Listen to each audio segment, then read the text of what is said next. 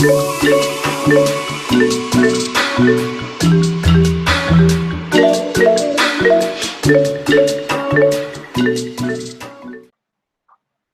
baik. Assalamualaikum warahmatullahi wabarakatuh. Waalaikumsalam warahmatullahi Waalaikumsalam. Ya, hari ini kita pertemuan ke-12, kita akan membahas kembali mengenai permasalahan yang terjadi berkaitan dengan mata kuliah kita, psikologi dan bimbingan. Nah, ini adalah kelompok 2, akan mempresentasikan hasil mini risetnya mengenai dampak pemberian tugas online terhadap psikis orang tua siswa sekolah dasar atau madrasah ibtidaiyah ya. Nah, jadi tujuan perkuliahan kita hari ini adalah kita coba melihat secara langsung permasalahan yang ada di masyarakat terkait dengan siswa, orang tua maupun guru, tentunya dikaitkan lagi dengan psikologi dan bimbingan. Untuk kelompok 2, apakah sudah siap? Insya Allah siap, Ibu. Oke, baik. Kalau sudah siap, Ibu serahkan kepada kelompok 2 moderatornya untuk memimpin presentasi hari ini. Dipersilahkan kelompok 2.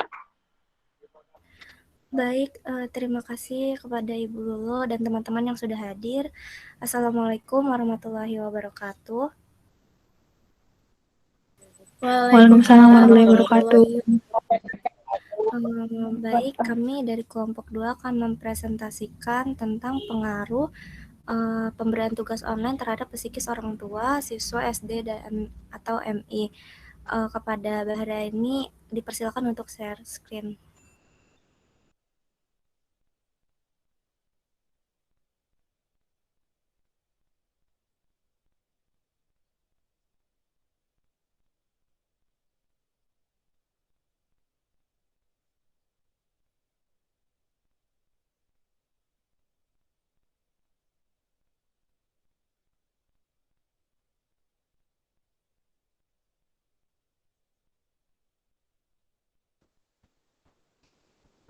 Baik, langsung ke slide berikutnya aja, Bahran. Nah, ini anggota kelompok 2. Yang pertama dari Rindi, ada Lasmiatun, ada saya sendiri, Tarisa Sri Rahmayanti, lalu ada Qoimah, ada Sheila Sakila, dan yang terakhir Bahra ini Tajri Zahra Fia Paradisa. Baik, slide selanjutnya. Materi yang pertama akan disampaikan oleh Rindi. Kepada Rindi dipersilakan untuk menyampaikan materi. Baik, terima kasih moderator. Di sini terdapat tinjauan pustaka. Yang pertama yaitu ada pendidikan dan tujuan pendidikan nasional, di mana pendidikan ini merupakan upaya sistematis yang dilakukan untuk mencapai kebahagiaan lahir batin. Nah, dari pengertian tadi itu dapat diartikan penting dari pendidikan ini adalah penempatan manusia pada strata tertinggi untuk kebutuhan manusia. Dan untuk tujuan pendidikan nasional yang tercantum dalam undang-undang yang mengatur tentang sistem pendidikan nasional, yaitu terdapat pada Undang-Undang Nomor 20 Tahun 2003 yang berbunyi, pendidikan adalah usaha sadar dan terencana untuk mewujudkan suasana belajar dan proses pembelajaran agar peserta didik secara aktif mengembangkan potensi dirinya untuk memiliki kekuatan spiritual, keagamaan, pengendalian diri, kepribadian, kecerdasan, akhlak mulia, dan keterampilan yang diperlukan dirinya, masyarakat, bangsa, dan negara. Bahkan selain pada Undang-Undang Nomor 20 Tahun 2003 juga di dalam pembukaan Undang-Undang Dasar 1945 juga mengamanatkan adanya pendidikan, yaitu upaya untuk mencerdaskan kehidupan bangsa. Selanjutnya yaitu terdapat faktor-faktor yang mempengaruhi proses dan prestasi belajar siswa. Yang pertama di sini terdapat faktor internal yang terdiri dari kondisi fisiologis, di mana kondisi fisiologis ini meliputi kesehatan jasmani dan organ tubuh. Selanjutnya kondisi psikologis yang meliputi tingkat kecerdasan atau inteligensi, sikap, minat, motivasi, dan bakat. Faktor yang kedua yaitu faktor eksternal, yaitu terdapat lingkungan sekolah, lingkungan keluarga, dan lingkungan masyarakat. Cukup dari saya, terima kasih. Saya kembalikan kepada moderator. Baik, terima kasih Rindi. Materi berikutnya akan disampaikan oleh Lasmiatun. Kepadanya dipersilakan. Baik, terima kasih moderator. Selanjutnya, yang ketiga ada pendidikan era pandemi COVID-19. Pada era pandemi, COVID-19 ini telah merubah pendidikan melalui proses pembelajaran, yakni yang biasanya melakukan proses pembelajaran dengan tatap muka. Namun, ini sejak pandemi, semua berubah, jadi pendidikannya melalui pembelajaran daring. Yang kita kenal dengan pembelajaran jarak jauh atau dikenal sebagai online. Dalam metode pembelajaran daring ini, baik guru, siswa, ataupun orang tua dituntut untuk mampu menghadirkan proses belajar yang efektif dan aktif, meskipun hal ini dilakukan di dalam rumah masing-masing. Selanjutnya ada metode pembelajaran daring. Dengan munculnya sistem pembelajaran daring ini, kita dapat mengenal metode-metode pembelajaran yang mampu dilaksanakan dalam kondisi daring sekalipun. Ada metode e-learning, ada mobile learning, ada metode quantum learning. Selanjutnya ada peran lingkungan keluarga dalam pembelajaran daring. Lingkungan keluarga merupakan faktor eksternal yang dapat membantu anak didik tetap fokus dan berhasil dalam proses pembelajarannya. Lingkungan keluarga yang paling dominan dan dalam keberhasilan anak didik adalah kedua orang tuanya. Keterlibatan orang tua dalam pendidikan sebagai hal yang dilakukan oleh ayah maupun ibu mengenai perkembangan pendidikan anaknya. Nah, dalam keterlibatan orang tua ini, seorang anak merupakan bentuk dari perhatian atau kegiatan yang diberikan oleh orang tua guna mendukung keberhasilan anak tersebut. Selanjutnya saya kembalikan ke moderator. Terima kasih. Baik, terima kasih banyak Lasmi. Selanjutnya ada metodologi penelitian yang akan disampaikan oleh Koimah. Kepadanya dipersilakan. Baik, terima kasih moderator. Metode penelitian di sini yang digunakan pada penelitian pengaruh pemberian tugas online terhadap psikis orang tua siswa tingkat SD atau MI sederajat menggunakan metode penelitian kualitatif deskriptif. Pengumpulan data dilakukan melalui wawancara dengan subjek penelitian ini yaitu orang tua siswa tingkat SD atau MI sejumlah 4 orang, guru SD atau MI sejumlah 3 orang, dan siswa SD atau MI sejumlah 1 orang berada di Provinsi Banten. Instrumen merupakan alat pada waktu penelitian menggunakan suatu metode Suharsini 1993-168. Dalam penelitian ini menggunakan metode wawancara, maka dari itu instrumen yang dibutuhkan adalah pedoman wawancara, alat perekam, dan alat tulis. Next. Selanjutnya, kisi-kisi pedoman wawancara mengenai pengaruh pemberian tugas online terhadap psikis orang tua siswa tingkat SD atau MI sederajat. Di mana variabel penelitiannya itu yang pertama, psikis orang tua, indikatornya pengaruh orang tua, yang kedua kestabilan emosi orang tua terhadap anak, yang ketiga peran serta orang tua dalam membimbing anak. Nomor butir pertanyaan. Bagian A terdapat nomor 1 dan 2, bagian B terdapat nomor 3 dan 4, bagian C terdapat nomor 5 dan 6.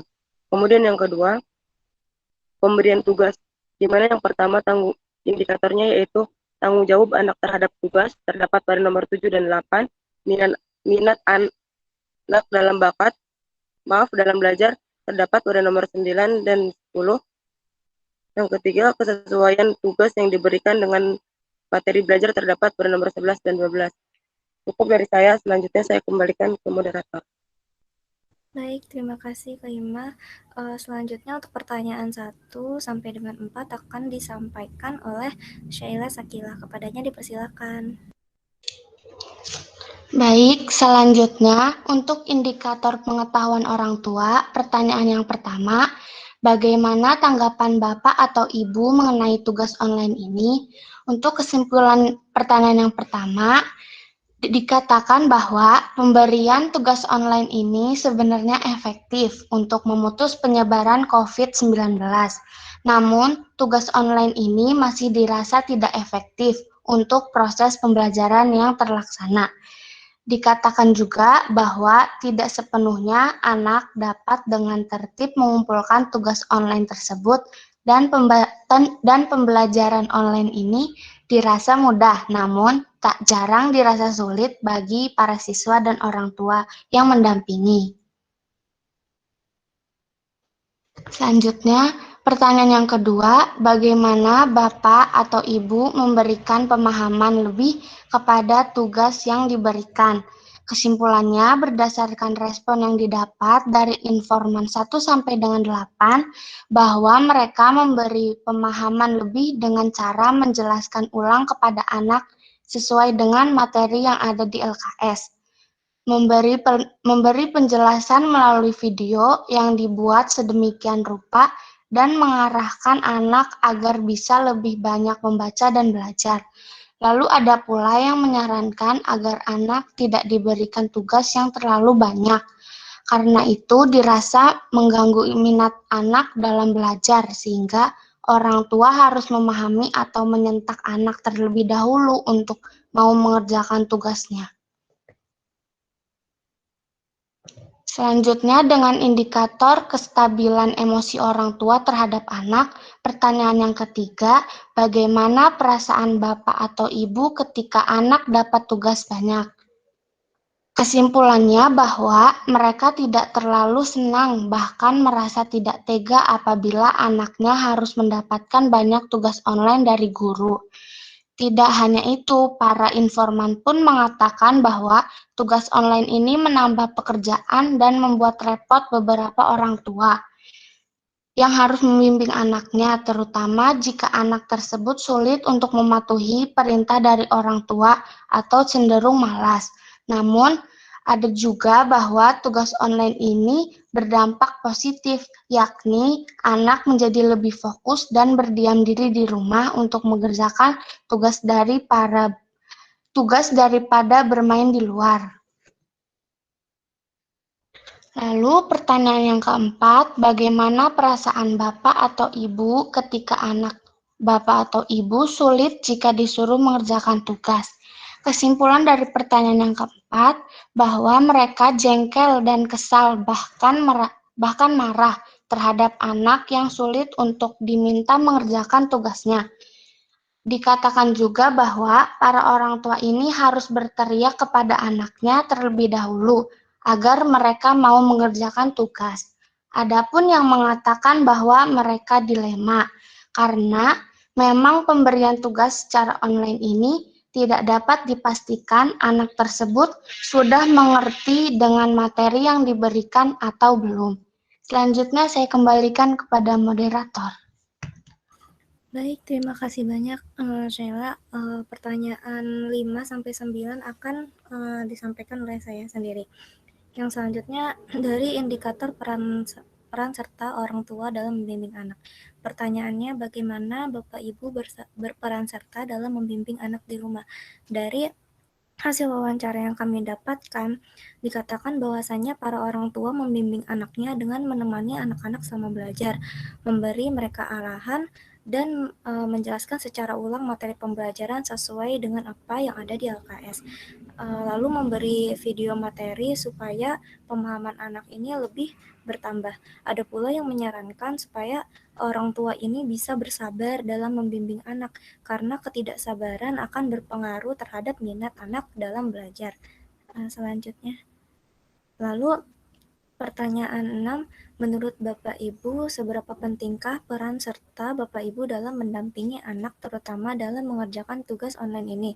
Berdasarkan respon yang kami dapat, dikatakan bahwa mereka setuju peran dan serta orang tua ini dalam mendampingi anak dalam belajar dan mengerjakan tugas sangat penting. Alasannya sangat bervariasi, yakni ketika anak kesulitan mereka hanya mau bertanya pada orang tuanya saja, karena orang tua sekarang adalah guru pengganti selama pandemik ini. Kalau menurut sudut pandang dari guru, dan karena orang tua harus menjadi pendamping yang baik bagi anaknya. Selanjutnya, lalu pertanyaan 7, bagaimana ketepatan waktu anak, bapak dan ibu dalam mengerjakan tugas? Berdasarkan respon yang kami dapatkan, dikatakan bahwasannya anak ini sering sekali lalai dengan tugas yang diberikan, dan itu membuat mereka tidak tepat waktu dalam mengerjakan tugasnya. Tapi apabila tugas yang diberikan diberi batas waktu, biasanya pengumpulannya akan cepat. Selain itu, dari orang tua atau anak banyak yang beralasan tidak memiliki kuota untuk mengerjakan tugas tersebut. Menurut seorang guru yang kami wawancarai, sekitar 5% saja yang memang siswanya ini mengumpulkan tugas tepat waktu. Selanjutnya,